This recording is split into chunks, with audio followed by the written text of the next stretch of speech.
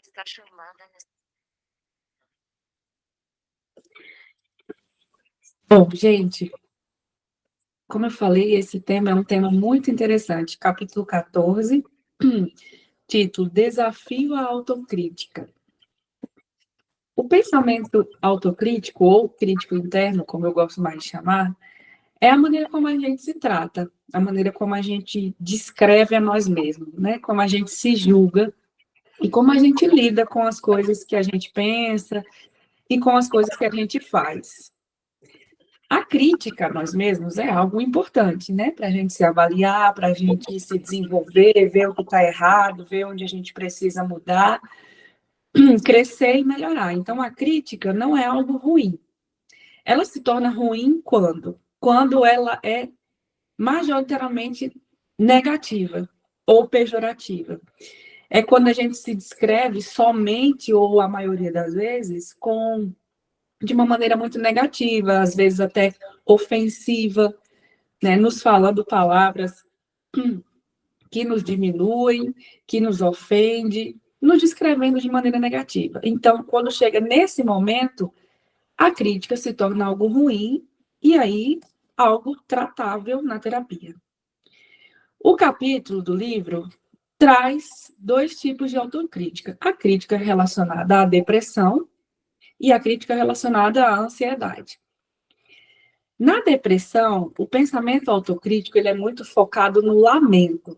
Então, é aquele pensamento do tipo, eu sou inútil, ou eu não faço nada certo, eu sou um fracasso, nada dá certo na minha vida, as minhas experiências foram ruins, na minha vida não teve nada de bom, eu nunca fiz nada tão louvável na minha vida, eu sou uma pessoa difícil de lidar, ou eu sou uma pessoa que as pessoas não gostariam de estar perto. Então, é uma pessoa que se descreve, se critica muito para o lamento, né? Uma pessoa que esteja enfrentando um quadro deprimido. Já na ansiedade, é um pensamento autocrítico muito relacionado a erros e a ruminação. Ou seja, eu não posso fazer isso, não posso, isso não pode acontecer comigo, eu não posso errar, ou por que eu falei daquele jeito naquela conversa? Porque eu poderia ter falado diferente, ou eu deveria agir assim, eu deveria ser assim. Então, tem muitos deverias e muita preocupação com erro e ruminação quando comete um erro. Isso não pode acontecer comigo, enfim. E aí eu trouxe dois exemplos. Um exemplo que o livro traz, que é mais voltado ao lamento, né, que eu denominei a pessoa que é um homem de 35 anos como Pedro. O Pedro, no livro, ele perdeu o emprego. E aí ele se sente um fracasso por ter perdido o emprego. Então ele acredita que agora ele não vai conseguir emprego nenhum, que deu tudo errado, ou seja, não tem possibilidade das coisas melhorarem, né? Ele se descreve como um fracasso, como uma pessoa sem habilidades para conseguir um novo emprego, um emprego melhor. E aí o terapeuta utiliza de técnicas que a gente deve utilizar na clínica, como, por exemplo, ele pergunta, quando você está em casa, quais são os pensamentos que você tem sobre você em relação a essa situação? Qual é essa técnica? Evocação de pensamentos. Então, o terapeuta está evocando quais são os pensamentos que ele tem sobre si, né, para aí poder, assim, trabalhar esses pensamentos. E aí ele traz alguns pensamentos, né, que ele é um fracasso, que ele não consegue fazer nada direito. E aí o terapeuta questiona, ok, então vamos dar uma olhada nisso. Aí ele pergunta, alguém que não consegue fazer nada direito? Ok, então é alguém fracassado. De 0 a 100, o quanto você acredita nisso? O que ele está fazendo? Outra técnica, que é a avaliação da crença desse pensamento. Porque nossos pensamentos, eles vêm de crenças, como a gente já estudou aqui. Eles vêm de crenças, de esquemas que a gente cria ao longo da nossa vida. Então, o terapeuta investiga qual é a crença, qual é o grau dessa crença, né? O quanto ele acredita nisso. E aí ele diz que 90% ele acredita nisso. Então, é uma crença, né? Ele realmente acredita que ele é um fracasso nesse momento. E aí o terapeuta busca fazer uma ligação entre pensamentos e emoções. Ok, esse é o seu pensamento. E como você se sente a respeito desse pensamento? Isso é muito importante, né? Porque quando a gente se critica, se diminui, isso nos causa uma emoção negativa, né? Se eu acredito que eu sou inútil, eu vou me sentir deprimida. Então, linkar pensamento à emoção. Que emoção esse pensamento que você tem te traz? Próximo, ele faz um exame das evidências, o terapeuta, né? Ok, você acredita que você é um fracasso. Quais evidências comprovam que você é um fracasso? Vamos olhar o histórico da sua vida em relação a trabalho. Você nunca conseguiu um trabalho bom? Ou quando você esteve nesse trabalho, você realmente foi inútil? Você não teve nenhum resultado significativo? Né? Então, exame das evidências. E aí, o paciente, quando ele está no lamento, ele geralmente busca evidências que comprovem a crença que ele está tendo, também no momento. Né? Então, ele vai buscar, não, realmente, e no mês tal eu tive um resultado ruim. Olha aí, tá vendo como eu sou inútil mesmo? Como eu não faço nada direito? Então, ele vai buscar um viés de confirmação para essa crença, né? Que ainda assim é um pensamento distorcido. E aí, o terapeuta vai fazer, então, uma avaliação dessa evidência que ele está trazendo. Ok, vamos avaliar. O que aconteceu nesse mês que fez com que você teve esse resultado? Qual foi o seu comportamento? Né? Isso é algo generalizado? Porque um paciente deprimido, ele costuma generalizar situações ruins que acontecem como um todo. Ele é todo ruim ou ele só faz coisas ruins. Então, o terapeuta aqui fez um exame dessas evidências, né? Avaliou esse pensamento que ele tem. E a próxima técnica interessante também, de se aplicar numa situação assim, é identificar a distorção, porque essa avaliação é uma distorção. Então, identificar a distorção, a desqualificação, né, que o paciente está se desqualificando, ou seja, ele passa a não enxergar mais as suas habilidades, o que ele fez de bom, o que ele tem ainda a oferecer, ele só se desqualifica.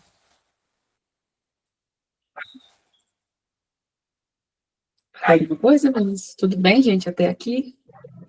Tudo tranquilo. Estou fazendo aqui algumas anotações, depois eu vou te perguntar. Ok.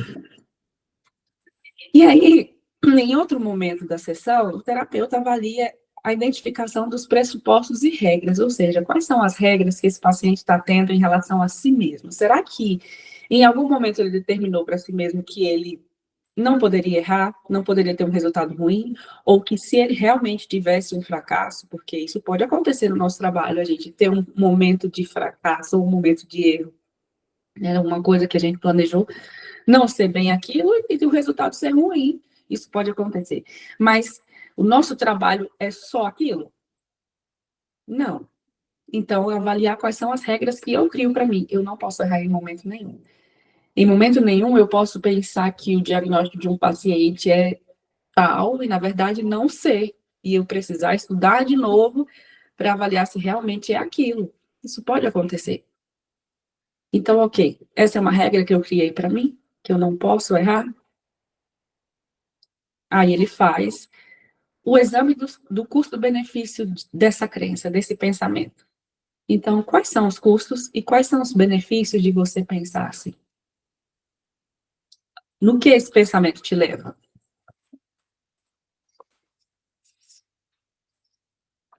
E a última técnica que eu trouxe para a gente conversar, tem várias outras aqui, é a explicação da alternativa. Primeiro, avaliar se realmente houve um fracasso e por que esse fracasso aconteceu, ou se não foi um fracasso, se ele perdeu o emprego por algum outro motivo, pensar de maneira alternativa. Ok, qual outra alternativa eu posso pensar sobre essa situação? Será que a empresa não precisava mais de mim? Será que a empresa precisou reduzir custos e aí tirou alguns funcionários? Então, eu preciso pensar de uma maneira alternativa e não só atribuir essa culpa, essa vergonha, esse fracasso a mim, caso não seja só, né, um fracasso meu mesmo. Então, esse foi o cenário em relação ao humor deprimido, que é o pensamento no lamento. Agora, eu quero trazer um exemplo relacionado à ansiedade. Esse é um caso meu, de uma paciente minha, que ela é uma pessoa de mente extremamente rígida, completamente inflexível. Ela criou uma série de regras para a vida dela e ela se critica muito e também critica os outros. Por exemplo, No nosso tratamento, eu indiquei que ela começasse a academia, tanto por conta de... A academia foi o que ela preferiu, né, dentre os esportes que a gente citou, tanto por conta de questões de autoestima, que é muito baixa e é coerente, uma pessoa que se critica muito vai ter autoestima baixa, quanto por questões físicas mesmo de saúde. Ok, ela começou a academia. E aí ela já ia, né, alguns dias, já aprendeu como que funciona a academia e tudo mais, com o personal. A personal dela adoeceu e não conseguia, ficou umas 2 semanas sem ir para academia, sem ir dar aula. Ela ficou 2 semanas sem ir para academia, porque ela acreditava que não poderia fazer nenhum exercício sem acompanhamento, porque ela não poderia errar nenhum exercício, mesmo que fosse para academia só para caminhar na esteira. Ela não foi, porque já que ela estava acompanhada, então ela só podia fazer acompanhada. Então, olha a rigidez nesse pensamento e comportamento. Será que ela iria errar? Mesmo se ela fosse fazer o treino, ou se ela fosse só para caminhar na esteira, só para isso melhorar a autoestima dela, enfim. Não, ela decidiu não ir. E foi um pensamento, aquele pensamento, né, 880, ou eu vou, ou eu não, ou é assim, ou eu não faço nada. E isso ela leva para várias áreas da vida dela, tanto no trabalho, se alguém pede alguma coisa para ela fazer, ou quando tem uma reunião no trabalho, por exemplo, e alguém pede algum posicionamento dela, é terrível, porque ela fica se criticando no que falar e depois que fala, fica ruminando aquilo. Nossa, será que eu falei besteira? Eu acho que fulano não gostou do meu posicionamento, eu acho que eu deveria ter falado de outra maneira. É uma pessoa que se critica muito e também critica os outros. Por exemplo, fulano é assim, fulano não deveria fazer isso no trabalho porque isso é errado. Olha só como meu chefe tem uma preferência maior para fulano, porque fulano faz isso. Então, é uma pessoa que vive voltada, o foco dela é muito essas críticas. E isso causa muita ansiedade e também humor deprimido, às vezes. Né? Porque é uma pessoa muito rígida e voltada muito às críticas. E aí, gente, vocês, nesse período de faculdade, eu sei que existe muita cobrança, eu sei que existem muitos questionamentos de como vai ser o futuro, críticas também. Vocês acham que isso acontece com vocês ou com alguém que vocês conheçam? Aí eu falo por mim, né? Eu tenho muita preocupação e às vezes eu me pego nessa ruminação, né? De que depois de formado pode ser que não dá certo, que talvez seja só mais uma faculdade. Então, às vezes eu me pego fazendo isso. E aí eu vou trabalhando igual você falou, né? Eu vou trabalhando baseado nas coisas que eu já fiz, né? Aonde eu já cheguei, as coisas que não dependem de mim, né? Que não estavam sobre o meu controle. E dentro disso aí eu vou tentando modificar esses pensamentos aí. Uhum. Geralmente, já que quer falar, pode falar. No meu caso, eu era descritivamente essa cliente sua aí. Exatamente igual. E tanto é que eu deixei de fazer muita coisa, deixei de começar muita coisa, porque eu tinha muito, muito medo de errar. E a todo tempo fazendo muito esforço para acertar também, mas eu acertava 9 coisas. Se eu errasse uma coisa, eu já esquecia totalmente das coisas que eu tinha acertado.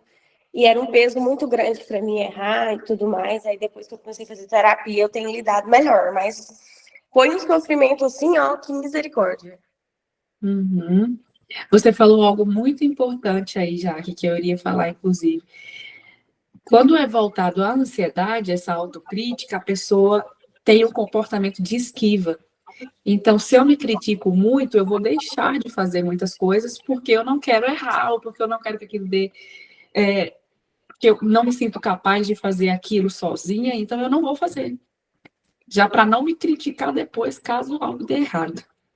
Então, há uma esquiva muito grande de fazer as coisas. Por exemplo, essa minha paciente se esquivou 2 semanas de fazer seus treinos, e era algo que estava fazendo bem para ela, para a autoestima dela, por conta de achar que não podia fazer sozinha, porque já que ela contratou uma personal, ela só podia fazer com a personal. Eu queria aproveitar, Rosane, e trazer uma situação real para a gente poder analisar, e vai servir até para você me ajudar. Dentro desse contexto de erro, de pensamento de fracasso, de ruminação, e eu acho que seria um exemplo, acho que seria um estudo de caso bacana para a gente poder aprender isso que você está trazendo. Vamos aqui analisar uma paciente minha da clínica escola. Ela sente todos os dias, ela começou a trabalhar numa empresa. E, tipo assim, quando ela começou a trabalhar nessa empresa, ela começou numa determinada função.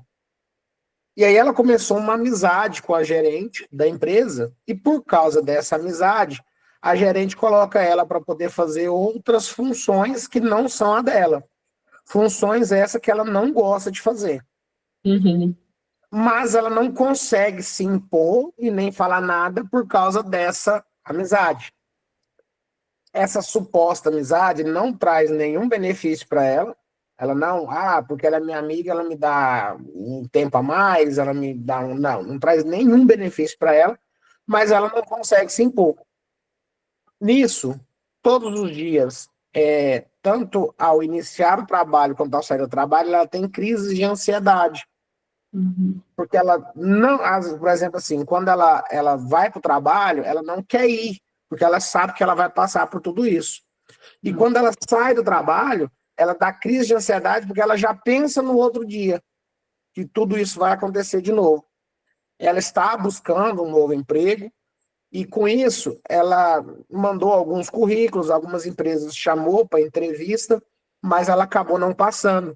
E isso a frustrou muito, a ponto dela falar, poxa, será que vai melhorar essa situação?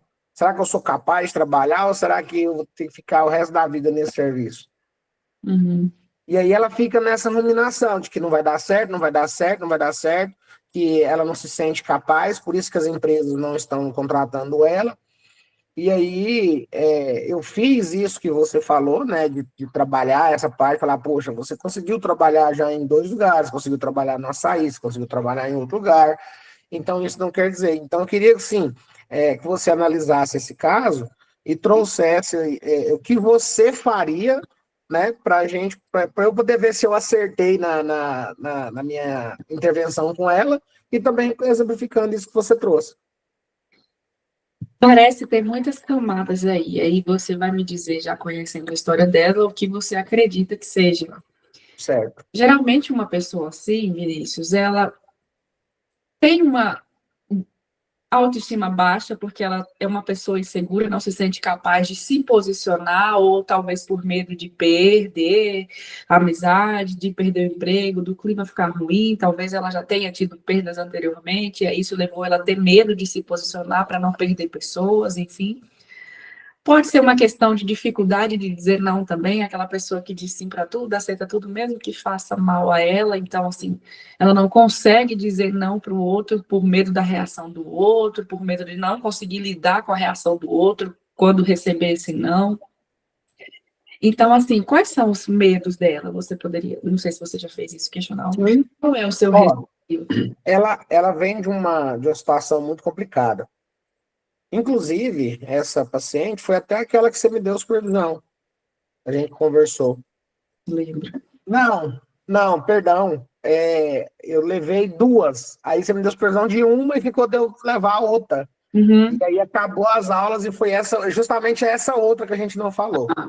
Mas eu vou adiantar mais ou menos para você entender. Ela é uma pessoa que veio do estado do Pará, veio de lá para cá sozinha com um namorado, que era um namorido, né? Vamos assim dizer. Um namorado que não tinha casado ainda, mas eles moravam juntos. Chegou aqui, ela conheceu uma outra pessoa, aí acabou gostando dessa outra pessoa, terminou o relacionamento com quem ela veio, essa pessoa com quem ela veio voltou para o Pará e ela se viu sozinha aqui na cidade. Sozinha, sem amigos, sem ninguém. Relacionamento com a família extremamente conturbado, relacionamento com o pai e com a mãe extremamente conturbado. A mãe passou, na época que ela chegou na terapia, a mãe tinha escolhido entre ela e o padrasto, meio que colocando ela para fora de casa, mas assim, Não. ou você fica aqui debaixo das minhas regras, ou você pega seu beco. Uhum. Então, ela acabou vindo para Anápolis por causa disso, porque lá ela foi colocada meio que para fora de casa. Chegando aqui, passou por toda essa conturbação do fim do relacionamento, a paixão pela outra pessoa, aí o julgamento por ela ser uma pessoa evangélica, passou por todo esse julgamento, e aí ela, como se diz, entrou na terapia, a gente fez todo o processo de intervenção, ela se sentia muito culpada, porque a família do rapaz que veio com ela começou a acusar ela, chamando ela de vagabunda, chamando ela de um monte de coisas, e aí ela acabou trazendo essa demanda para a terapia, essa demanda de culpa, de ansiedade. Ela tinha crises de choro, crises de ansiedade. Às vezes ela não queria sair de casa, ela não queria falar com pessoas, ela não queria voltar a estudar, nem nada. E aí a gente fez todo o processo de intervenção com ela, utilizei a técnica da pizza para poder dividir as culpas, mostrar onde que ela era culpada, onde que a situação não dependia dela, onde fugia do controle dela. A gente fez toda uma intervenção, fiz uma psicoeducação com ela sobre ansiedade, sobre raiva, sobre impulsos negativos, e aí ela ficou um tempo fora da terapia, e agora no início do ano no início do ano ela voltou. E aí ela trouxe como demanda essa situação, né? Aí agora ela voltou para o serviço. Ela voltou para o serviço, não, ela voltou para a faculdade, está estudando. O relacionamento com os pais, mesmo que conturbado, mas ela aprendeu a se adequar à situação dos pais para poder evitar briga. Tanto que ela fez uma viagem agora para lá, ela ficou quase 2 meses para lá. E segundo ela, que ela chegou na semana passada, trouxe para a gente em terapia, é o seguinte, que a viagem foi boa, ela teve um momento agradável com os pais, com a família, teve uma situação com o irmão, que o irmão tentou desestabilizar ela, mas ela conseguiu se impor, né? Agora ela já não se sente mais tão dependente emocional do atual namorado, coisa que ela já sentia no início do ano, que ela estava com dependência muito forte dele, a ponto do dia dele não dormir na casa dela, ela sofreu com crise de ansiedade por causa disso. Então agora ela já conseguiu se controlar, porém ela já trouxe agora, já no final das férias dela, ela já começou com os picos de ansiedade, porque ela sabe que ela vai ter que voltar para o emprego. Emprego esse que tem toda essa situação que eu te falei. Uhum. Então, assim, ó, de uma forma bem resumida, né, toda a história. Bem resumida, mas mesmo assim já dá para ver que tem realmente muitas camadas aí. Tem. É uma pessoa que já vem de uma vulnerabilidade nas relações, né? Então, assim, é uma Sim. pessoa que já não teve tanto apoio. Então, uma pessoa assim é muito vulnerável a se apegar a relações e principalmente relações que podem se tornar tóxicos, inclusive, né, de manipulação, enfim. Ou mesmo que essa relação com a chefe dela não seja, assim, de manipulação, mas provavelmente ela se vê numa situação de que, assim, é a única amiga que eu tenho, é a pessoa que eu tenho para contar, mesmo que isso Exatamente. não é mal. Então, assim, eu preciso manter essa pessoa porque eu não tenho muitas pessoas no meu ciclo de vida. Então, há que eu encontro que eu acho, eu preciso segurar essa pessoa. Para segurar essa pessoa, o que eu faço? Eu tenho que agradar ela de todas as formas. Então, eu sempre tenho que dizer sim. Porque o dizer não para as pessoas já é algo muito difícil, principalmente quando ela acredita que um não faz com que a pessoa saia da vida dela ou fique chateada pro resto da vida, ou ela não vai superar aquilo. Então, eu acredito que além do que você já trabalhou, que foi algo muito bom, que ela conseguiu se impor, que bom que ela conseguiu melhorar já, mas que ela consiga trabalhar a autoeficácia. O que é autoeficácia? É nosso senso de capacidade de fazer as coisas, de ser quem a gente gostaria de ser.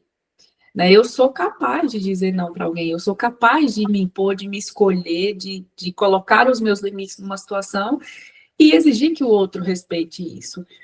Então, assim, ok, ter apoio familiar, de amigos, é muito importante, mas se a gente não tem, como vai ser a nossa vida? Se a gente não tiver apoio de ninguém. Então, assim, a gente vai ficar paralisado, a gente vai tentar caminhar mesmo assim, e tentar se impor, e tentar exigir respeito, que é o mínimo. Então, assim, talvez investigar quais são os pensamentos que ela tem em relação a essa amizade, se ela tem medo de se impor e perder essa amizade ou perder o emprego, e aí você trabalhar em cima desses pensamentos. Eu tentei tirar isso dela na última sessão. Eu pensei, quando ela pensa nessa amizade, quais são os pensamentos que vêm? No momento, ela não soube trazer para mim, tanto que eu deixei como tarefinha para casa, todo pensamento que ela tiver em relação a essa amizade, ela trazer para mim na próxima sessão. Uhum, Justamente para a gente fazer essa avaliação aí, porque a primeiro momento, as perguntas que eu fiz para ela foi, quais benefícios essa amizade traz? uhum, É uma amizade extra-trabalho ou uma amizade só no trabalho? É uma amizade onde você pode conversar, você tem liberdade para conversar, ou é uma amizade ali só de ambiente de trabalho, onde vocês trocam uma ideia ali? Aí as respostas que eu tive foi, não tem nenhum benefício. Essa amizade parte mais dela do que da gerente. Eu, Vinícius, vejo como uma questão de manipulação por parte da gerente, que aproveita da amizade dela para poder colocar ela para fazer as coisas que ela não gosta, que a gerente não gosta. E aí, dentro desse movimento, eu falei para ela, olha, se você não tem nenhum benefício nessa amizade, se é uma amizade que você mesmo enxerga que parte mais de você do que da sua gerente. Por que manter essa amizade? Se é uma amizade que só está te trazendo sofrimento pelo que você me trouxe. Aí ela me disse o seguinte, que ela tem medo de dizer não e ser punida dentro do trabalho. Aí eu perguntei para ela, outras pessoas dentro do trabalho fazem as mesmas coisas que você ou só você? Aí ela disse que não, que inclusive tem uma colega de trabalho lá que trata essa gerente apenas como gerente e que quando a gerente coloca ela para poder fazer as situações, essa colega de trabalho diz não, ela se impõe e não faz. Aí eu perguntei, e essa colega de trabalho sua sofre algum tipo de punição? Ela disse não. Eu falei, então você tem base e argumento, porque se porventura você sofrer alguma punição, você pode trazer que a sua colega não sofre punição por dizer não. uhum. Ótimo. Né? E aí eu fiquei sem saber se essa intervenção estava correta, né? Porque eu não tinha muito o que falar, né? O que eu podia falar era trazer, e aí eu pedi ela para fazer em questão desses pensamentos para a próxima sessão. Você Na fez quarta. um exame das evidências, né, que ela trouxe, né? Talvez o medo dela seja esse, né? Talvez não ela verbalizou que é. Então, ok, quais são as evidências que comprovam que isso aconteceria com você? Você tem exemplos ao seu lado que não acontece. Talvez até com ela aconteça, porque a gerente pode ter percebido a vulnerabilidade. Sim, Né? isso que eu imaginei. Uhum. Ok, mas aí é uma questão de, se ela perceber que isso pode vir a acontecer de fato, aí é realmente continuar buscando um novo trabalho, né? Mas o X da questão não é nem essa questão da situação com a gerente. Essa situação com a gerente é o motivo dela estar procurando outro trabalho, certo? Mas o que está trazendo ansiedade para ela, e eu acredito que seja, bom, tipo assim, vamos dividir, né? Uma parte que traz ansiedade é essa questão de tudo que ela está passando, né? Porque ela não consegue se impor, e a outra parte é o que está dentro da aula que você trouxe hoje, que é o fato dela tentar fazer entrevistas em outros lugares, não conseguir ser aprovada, e nisso ela se sentir frustrada e fracassada, né? E aí ela trouxe como um relato que ela se sente frustrada, fracassada. Eu tinha feito a anotação aqui, eu não vou achar aqui nesse momento, ela está guardada no caderno ali dentro. Aí ela trouxe que ela se sente menosprezada, que ela sente que ela não consegue, que ela se sente, como é que ela falou, gente? Ela se sente que ela não é capaz, né? Que por isso que ela não está sendo aprovada nas entrevistas que ela está fazendo. Certo, então vamos lá, duas coisas, uma em relação à gerente, vou falar, e outra em relação a que você está acabando de dizer. Em relação à gerente, é um pensamento talvez ilusório que ela tem esse apoio de alguém, porque na verdade o apoio é só unilateral, só da parte dela, né? Não tem esse apoio da outra parte, então não é uma amizade genuína, provavelmente. Exatamente. E em relação a isso, ok. Exemplos. Quantas pessoas você vê que faz uma entrevista de emprego e já é aprovado de cara? Quantas vezes as pessoas precisam tentar um trabalho, um concurso, uma vaga em algum lugar, que são aprovadas e aceitas de cara? E, ok, você não foi aceito. O que você acha que aconteceu? Torna essa crítica para um desenvolvimento, ao invés de ser só para o lamento e ruminação. Vamos avaliar o que está acontecendo, que está impedindo você de ser aprovado. É alguma habilidade que está faltando? É algum comportamento que você está tendo no momento da entrevista que está fazendo o examinador ficar inseguro sobre você? O que está acontecendo que está levando à desaprovação? Então, torne a crítica uma avaliação para que ela cresça e se desenvolva. Examinar evidências. Entendi. E E sobre a essa crítica questão. útil, na verdade, né? Aham. E deixa eu só anotar aqui. Tornar a autocrítica uma autocrítica útil, né?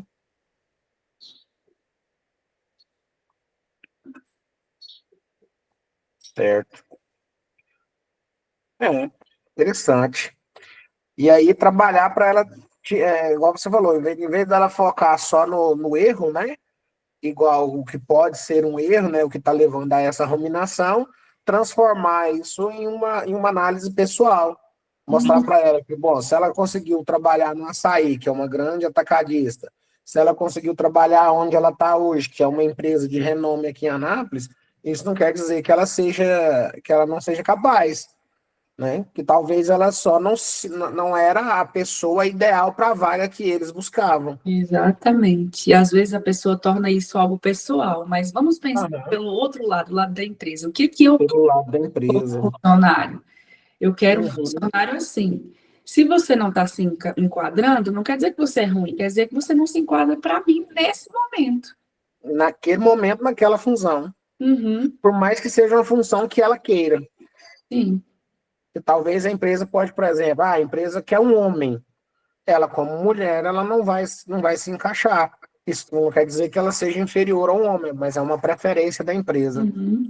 Então, além Entendi. de tornar a crítica útil para o desenvolvimento dela, também faça ela pensar pelo lado da empresa. O que que a empresa está buscando? Que tipo de pessoa? Entendi. Legal. Bacana. Então, essa parte dessa técnica de modificação da autocrítica, ela serve para isso, né? Você transformar a autocrítica negativa em uma crítica de desenvolvimento, né? Então, não é uma autocrítica útil para desenvolvimento, analisando as situações e transformando o negativo em positivo. Isso. Entendi. Quando a gente faz, colocando em prática, é muito mais fácil. É muito mais fácil. Uhum. Legal. Muito bom. Bom, a Jaque quer falar alguma coisa ou podemos encerrar por aqui? Não, tá perfeito. Ok, bom, então acabou aqui o conteúdo desse capítulo. Rosane, muito obrigado pelo conteúdo que você traz para a gente. É um conteúdo rápido, né? Você sempre traz um conteúdo assim muito rápido, mas muito profundo, né? Uhum. E é bom porque assim é melhor um conteúdo rápido e profundo do que um conteúdo muito grande que a gente não entende. É, E assim, como se diz, a aula de hoje vai me ajudar muito na minha próxima sessão, mas muito, foi quase uma supervisão que para a próxima sessão. bom. Mas foi muito bom. Muito obrigado pelo conteúdo aí. Espero que o pessoal goste aí, quem vai assistir no YouTube. E parabéns pela sua didática, pelas suas colocações. É sempre muito bom estar ouvindo as suas aulas. Ah, obrigada. Eu sempre penso muito nisso, em ser mais dinâmica e didática possível, porque eu sei que é cansativo, ainda mais num sábado de manhã, que a gente queria estar descansando, fazendo alguma coisa de lazer. Então, para não ficar tão chato e cansativo, que seja algo mais entrosado e objetivo, Exatamente. ok? Obrigado, Rosana. Nada, Um gente, excelente se final de cuida. semana para você. Obrigada. Excelente final de semana para você, Jaque. E Tchau, até obrigada. Bom a final de próxima semana. aula, se Deus quiser. Eu acho que essa agora. Bom, eu vou ver se eu não conseguir, se eu não conseguir mais alguém, se você tiver disponibilidade para trazer a aula do dia 7, Mas se você não tiver, fica aqui meus desejos de boas férias, né? Não sei se você vai tirar férias agora no final do ano, no meio do ano, mas o recesso, talvez. E aí, se caso a gente não se vê mais, até o próximo semestre, se Deus quiser. Combinado, então. Se cuidem, boas férias para vocês. Obrigado. Tchau, tchau.